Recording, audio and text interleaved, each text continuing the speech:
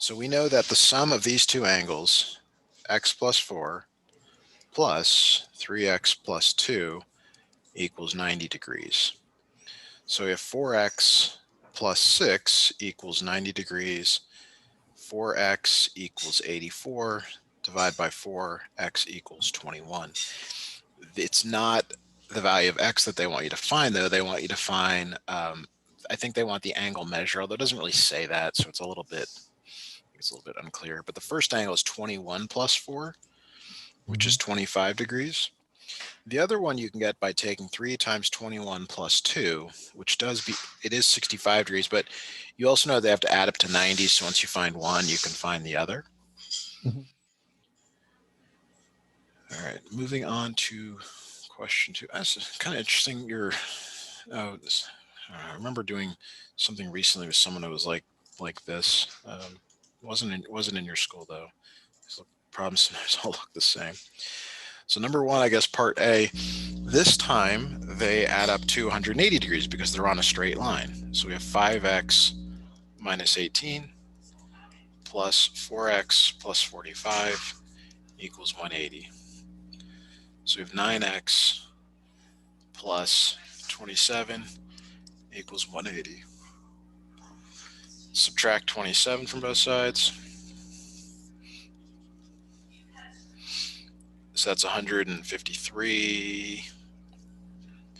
153 divided by 9 ends up being, so 90 gets you to 10, 60, so it looks like it's 17. Looks like x is 17. So 5 times 17 minus 18 gets you one of the angles. So that's 85 minus 18.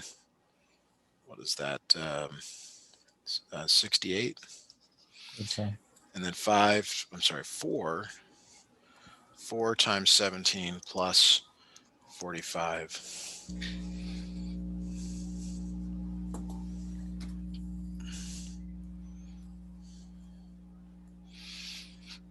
4 times 17 is 68, and then plus 45 should be 113.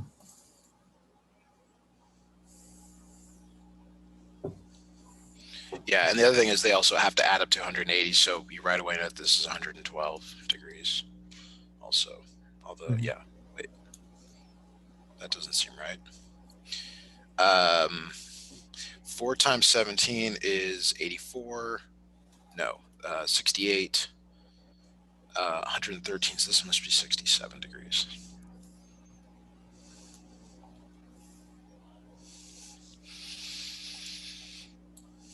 You're correct, 67. All right, so 2A, you can move to. 2A is minus 48 degrees. Find the least positive measure that is coterminal with the given angle. So we're going to add 360. You either add or subtract 360 or 2 pi, depending on whether it's in angle radians or degrees. So this is 312 degrees. That's the answer here. 2B is 279 degrees. You might think, oh, well, let me subtract 360. But if you subtract, you get negative 81 degrees. Well, the problem is this is not positive, so this isn't correct. So you actually have to add 360.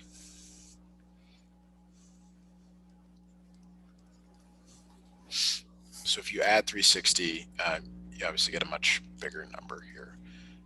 70, 80. 639 degrees. 639 degrees. There you go. Okay, now the last two are in radian.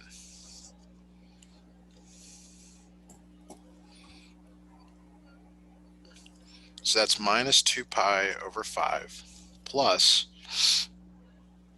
2 pi. Because you're either adding or subtracting 2 pi.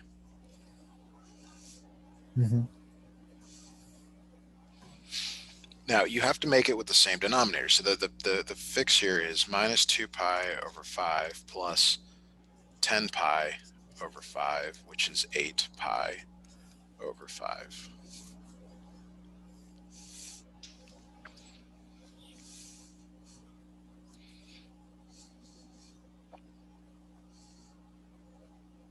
All right. Did we leave it in radians? Yes. Or, okay. On to number D. I mean, to letter D. Letter D. So the first thing you might think here is to subtract 2 pi. Uh-huh. So when you subtract, okay, it's 12 pi over 7 minus 14 pi over 7. That gives us negative. And that's no good because it's not positive. That means you should have added. So you got to go back here and do 12 pi over 7 plus 14 pi over Equals 7. 26 of pi over 7. That's it? Yep. All right. Let's go on to number 3A. Convert the following angles from from degree to radian. So we got 175 degrees. And if you multiply by pi over 180,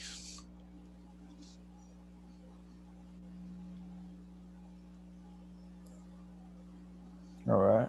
So 175 degree. So it's pi over 180.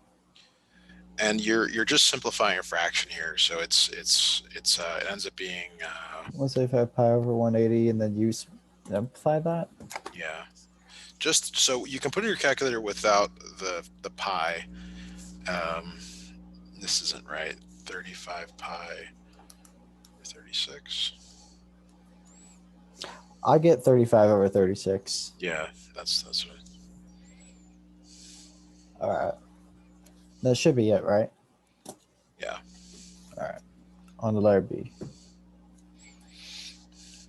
So B, same thing. You always multiply by pi over 180. So you're just simplifying that part.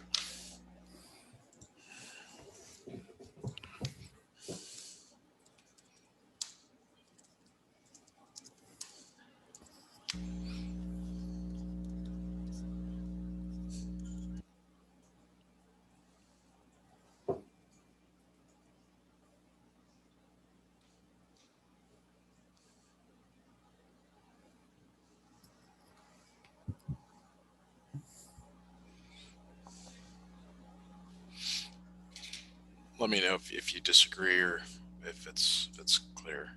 It's clear. Okay. So 180 degrees. So 180 times pi over 180 equals pi, which is correct. I mean, that's all there is. On to D. D minus 45. All that means when it's negative is that you're going to have a negative with your answer. This becomes minus pi over 4. All right. On to 4A. So this is going the other direction. This is undoing. It's the backwards.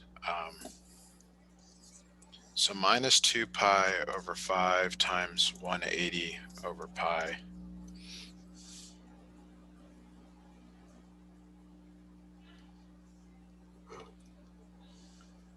Cancel out the pi's. Pi's cancel. Generally that happens all the time. Negative 360 over 5, and then I'll divide 360 by 5, and you end up getting negative 72 in this case. Yeah, negative 72. Degrees, right? Yep. Or, exactly. right. Exactly. Perfect. All right. On to B. For B. Same thing formula? here. You're gonna you have to know this forwards and backwards. I mean, again, the pi's cancel. You can simplify before you multiply, so you can like go 4 and 90, 45 and 2, and so on. So you get 135 over 2. I get 67.5. Yeah, degrees. Good. All right, on to C. Pi over 6 times 180 over pi. This one's nice. It works out really nice.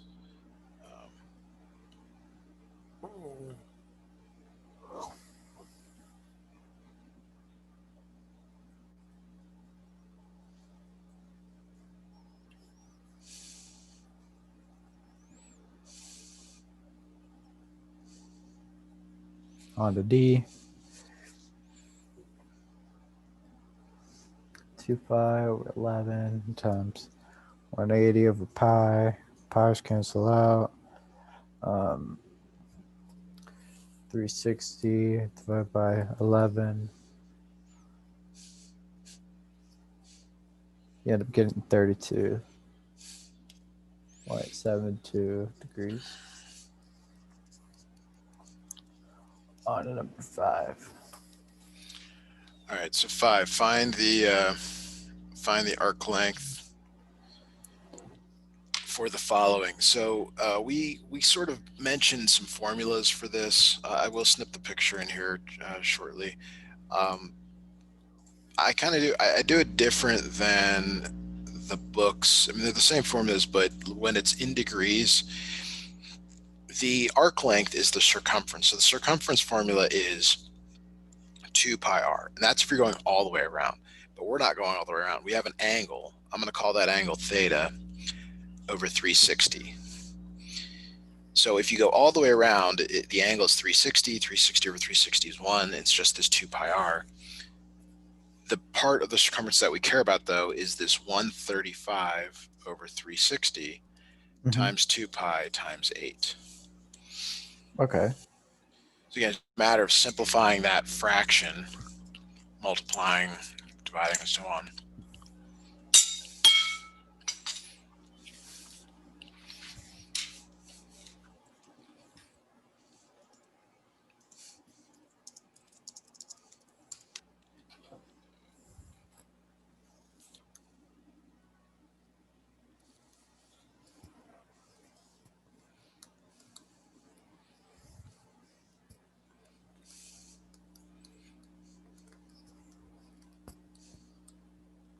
I end up getting 18.849.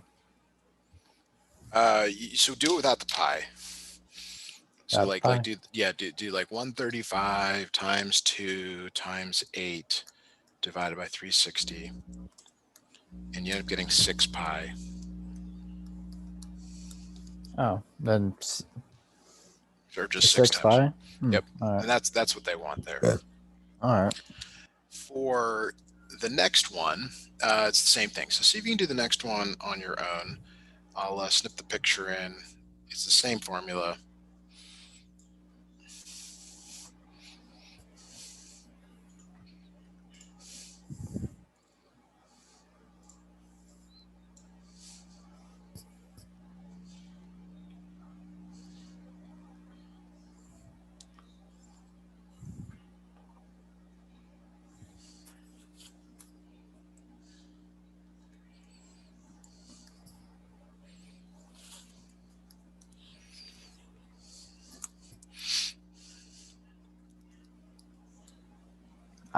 What?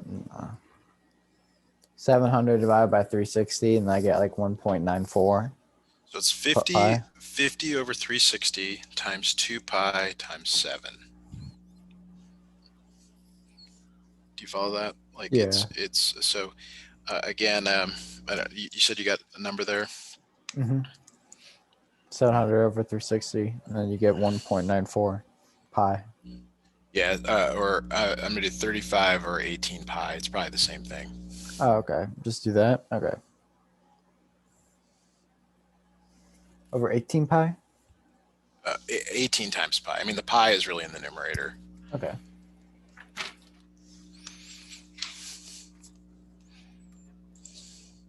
Simple enough. All right. On to number 6.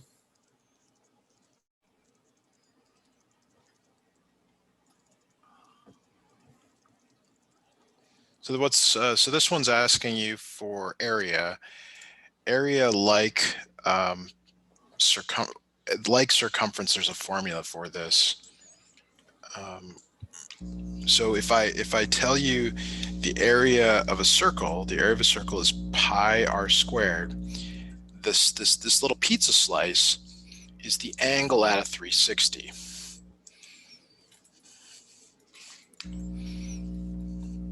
So if you went all the way around, it's 360 over 360. That's why it's just pi r squared. So in this problem, it's 45 over 360 pi 8 squared.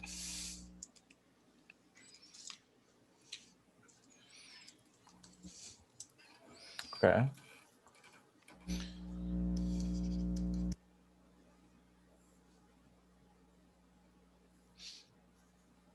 There should be some units. I'm a little surprised that it doesn't have those there.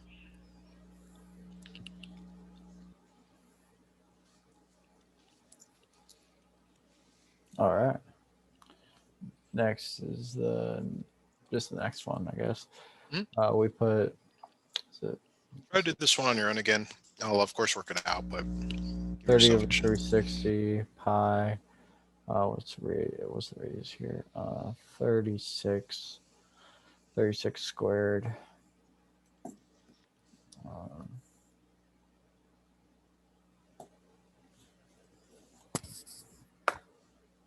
64 times 64. Wait, no. It's 36 squared. Oh, that's a big number. Times 30 divided by 360. I get 108 pi. Okay.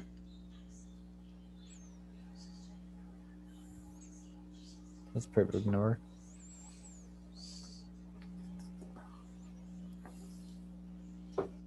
Do you get the same thing? 30 over 360 times pi times 36 squared. You said 108 pi? Mm-hmm. Yes. All right. Okay, find the exact value of the following using the unit circle. So 7, if you have that cheat sheet still out, sine pi over 4 is going to that angle. Mm-hmm. So pi over 4, you should see that it's square root of 2 over 2. It's the y value. Okay.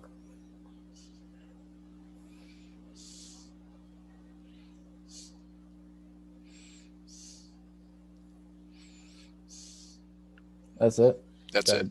That's oh, okay. All right, on the B. Cosine of pi over 6. Okay, so again, kind of the same thing. You're just looking right at the unit circle. This time you're looking for the x value at pi over 6. The x value there is square root 3 over 2.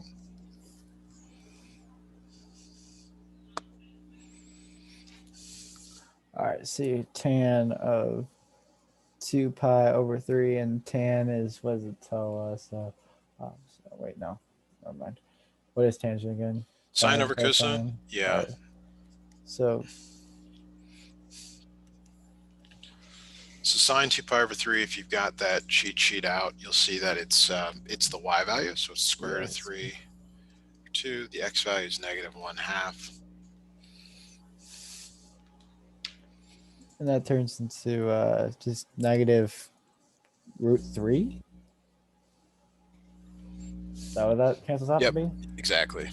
All right. That should be it. All right. On to number 8. Great. Okay, so this is just filling in the unit circle. You have the unit circle there. It's exact same information it's asking for. Oh, okay. This one's kind of small to fit everything into, but sometimes they test you on this. Sometimes they just expect you to know it for the tests. Just you kind of want to know where your instructor's at. Are you going to get the unit circle? Are you going to have to, are you going to memorize it? You want to know that information. Okay. I don't think that she wants me to memorize it. So I think that we can stop here with this worksheet and go on to physics. Great. So I'll send you a couple of screenshots of the Sounds practice. good. All right, let's get this going.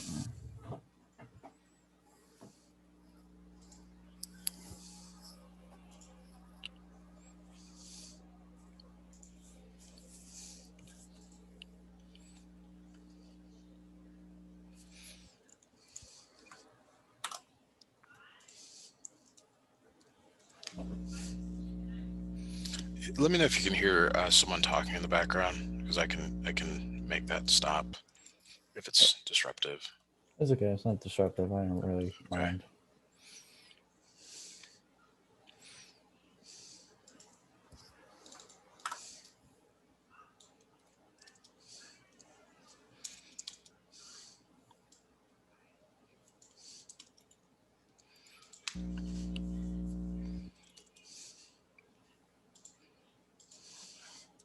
All right, here we go. So I have the screenshots, and I'm going to send them to you.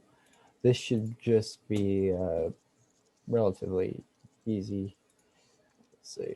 Come on, let's get some attachments in there. Come on, quick access. Screenshot here. Let's see, 15, 16, 17, 18. All right, this is just part one. I think we can work like that. I just want to get started on this. These are the actual practice questions. Still waiting for something to come in. It's on my side, so just I'll let you know when I see it. I can hold tight for a bit. There it is. Got it. Okay, so I see a bunch of screenshots. Oh no, these. This one's very layered. Yeah. So, okay. Find the work done by the force F. Express your answer to given quantities. Okay.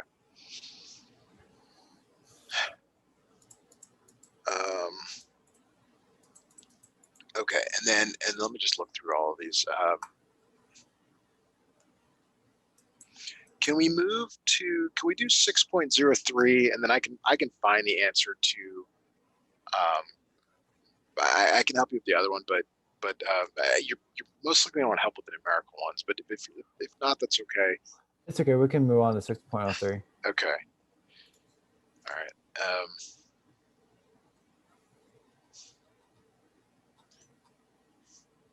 All right, how much work did the movers do horizontally, pushing a 50 kilogram crate 10.6 meters across a rough floor without acceleration? Do you recall a definition of work from class? Is that when you apply force to a given object? Yeah, force times distance. So it says, though, that there's coefficient of friction. And I want to say that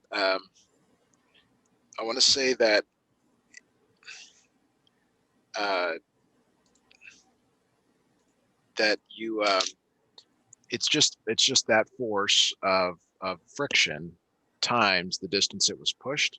Mm-hmm. So we have to find the force of friction. So do you remember how to do that from previous chapters? I think so. So the force due to friction is generally mu n. In this case, n is up and mg is down. So we have mu mg. So we have 0.6 times your mass, which is 50, times 9.8. That's your force of friction times the distance it was moved, which is 10.6. So the work is 0.6, 50, 9.8. That's all your force. I'm sorry, 9.8. That's your force. And your distance is 10.6. The units of work are joules.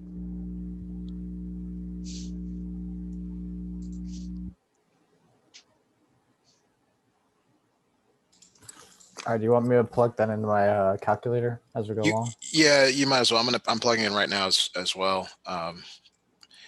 Since this is for grade format. 0.6 times 50 times 9.8 times 10.6. I get 3. Yeah, perfect. Okay, give that a try. I mean, I assume that's correct. If it's not, I'll do some investigating on the web to see what they want for this question.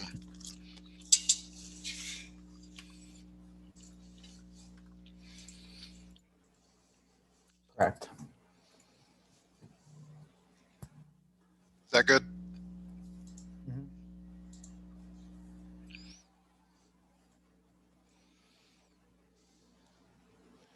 Okay, 6.20, or is there one before that? We should be good to do these in order because they're increasing in difficulty.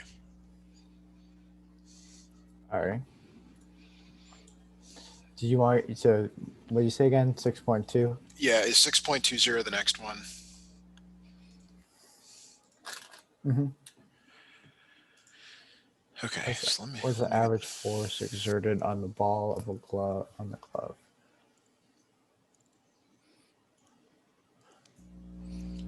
All right, so baseball traveling backwards moves the glove backward 20 centimeters when the ball is caught. Average force. So there's probably some formula for this that I don't actually know. They're off the top of without looking at your, but it's going to incorporate this distance. Do you have access to any of your notes to look? If you don't, I'm just going to check online for this question. Okay. All right. So I could tell most people if it's math, we're gonna have to be real fast. If it's not math, just a little slower. We'll still get there. This one also has units of mass in grams instead of kilograms, distance in centimeters instead of meters. So there's going to be some conversions there. Okay.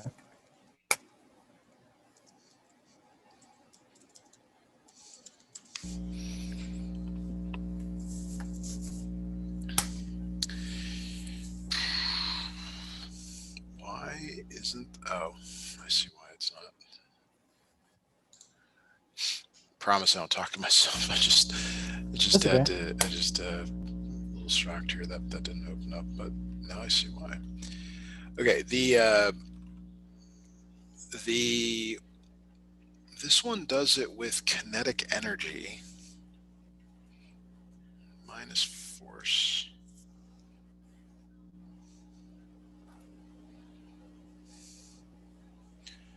I don't like this explanation, so I might look at another one here. Okay.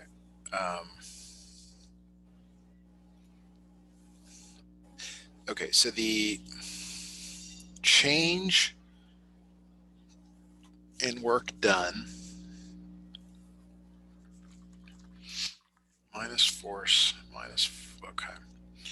So they're saying, okay, they're trying to tell you that the work done by the player is the change in kinetic energy. So there's a ball. I guess you covered energy already at some point? Yeah, I think so. Okay. So kinetic energy is 1/2 mv squared at the start, and then it slows down to 0. So it's they often use u. So it's 1/2 mu squared. U is that at this later time. But since it stops, because the ball stops moving, this is actually 0. Okay. So the work is 1/2 mv squared, and this is equal to the negative of the force times the distance. So this 1/2 mv squared comes over here. 1/2 mv squared equals minus the force times the distance. So your mass here is 145 grams. So that's 0.145 kilograms. Your velocity is 30 meters per second. Your force, we don't know, but your distance is 20 centimeters. So what is that divided by, there's 100 centimeters in a meter, so 0.2. So we're solving for F. Okay. And I think I got, because there was a backwards, I think this was negative, because your force ends up being positive.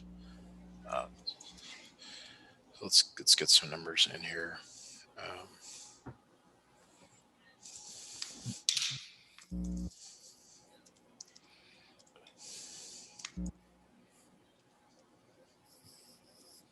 So I get 326. Oh, am I using the wrong? I might be using the wrong numbers. 145, 30. Oh, it's 30, not 30. It's 36. Sorry, I misread the numbers in 0.22. So let me get the those numbers in there. So this ends up being a force of 427 newtons.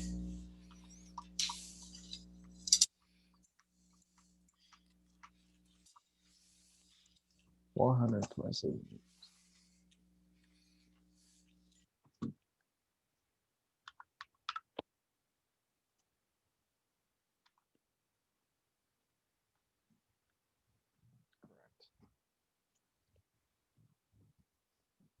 Okay, how did that did that work out? Correct. 6.72 now. Get to where I can pull it up again. Okay. So one of the things I noticed in these physics classes is that they tend to in the beginning they give you like plenty of time and then they start rushing through stuff at the end. Yeah, and it's It's, not. it's It just brushes past a lot of really yeah, really important important stuff. stuff. Yeah. Spider-Man uses his spider webs to save a runaway train moving about 70 kilometers per hour. Web stretches a few city blocks before the 10 to 4th kilogram train comes to a stop. Assuming the web acts like a spring, estimate the effective spring constant for it. Okay, so it's similar to the previous problem. The potential energy in a spring is 1/2 kx squared. Do you recall that? Kx squared. Yeah. I do not recall that.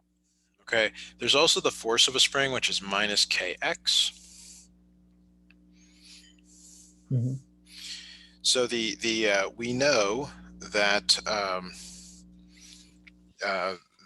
like it's moving, and then or the train is moving, and it comes to a stop. So it's got some kinetic energy again. Okay. The train has kinetic energy 1/2 mv squared, but all of that is transferred to potential energy um, when the train stops. Um, Before we go any further, though, I'm going to check my online resource here because I want to make sure we get the right answer.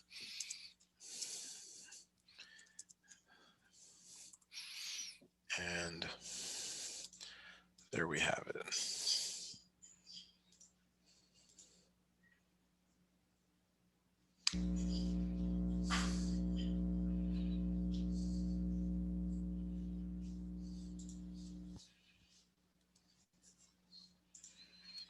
All right, so they're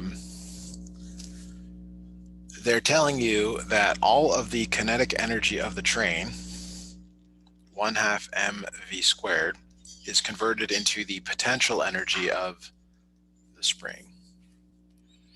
Okay. And this is all sort of like you have to synthesize the problem to know this. You couldn't have figured this out on your own. The 1/2s cancel, and you're solving for k.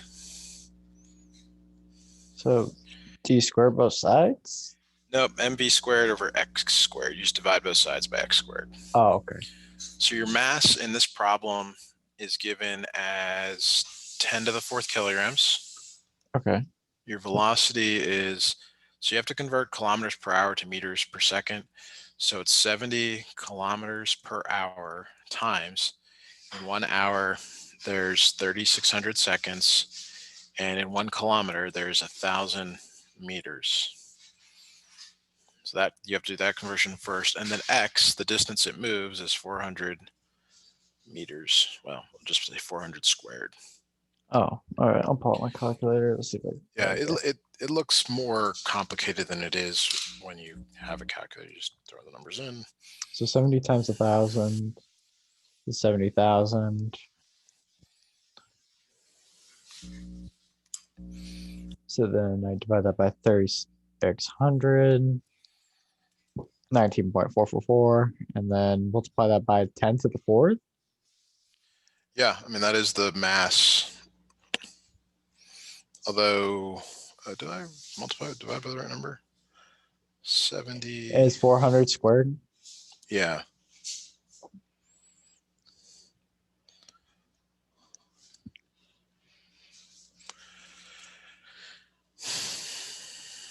I have getting 1.215. I got that as well. So 1.215. It seems small, but I'm not sure. The example here is different numbers. And it's not Where are the units for this? newtons per meter. And wait, And yeah, n slash big N slash M. newtons per meter. Okay. Incorrect. What? All right, let me find another one here. There it is. So 10,000 kilograms.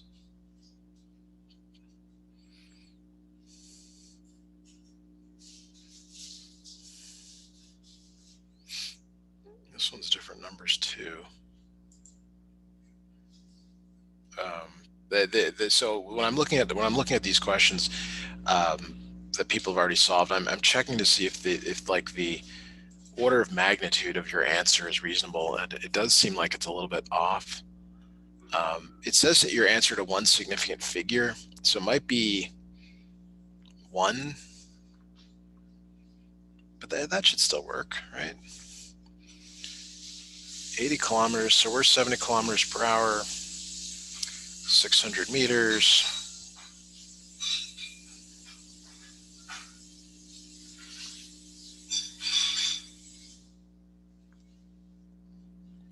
Oh, it's not squared, is it? Seems like it's squared.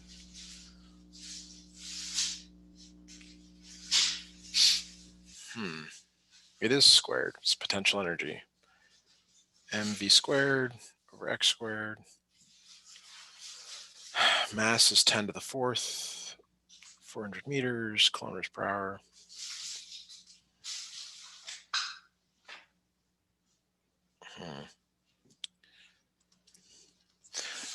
Trying to figure this out here. It's okay.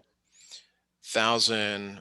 1.215 newtons per meter second. No, Newtons per meter.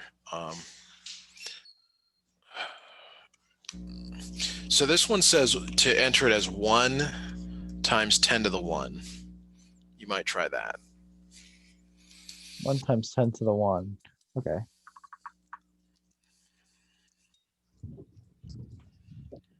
All right, so let me pull this up. Times 10 to the 1 newtons per meter. Or do I square it up? Incorrect. Try again. Yeah. Well, let's move to another question because I want to make sure we get through as many as we can. Or was that the last one? I just wanted to do this last one.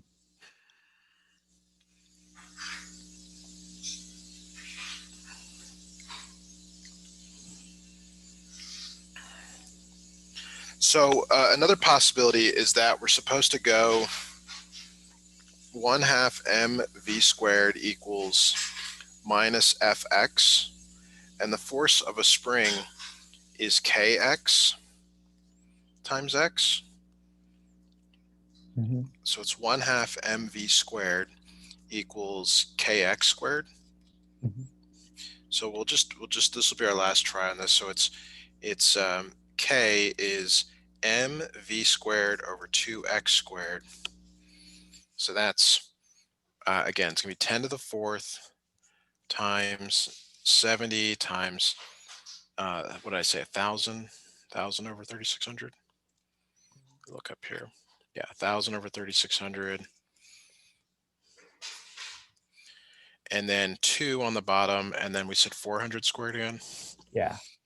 I don't think this is going to change much, but I'm going to just try it anyway here.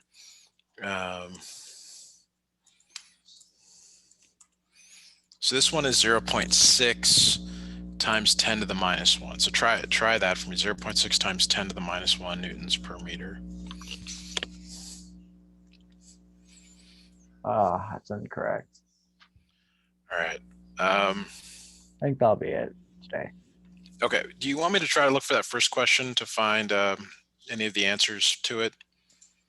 Actually, I think it's fine. Thank you very much, Matthew. I appreciate the help. You're welcome. Thanks, Jack, for scheduling. Appreciate it. Bye-bye. Okay, bye.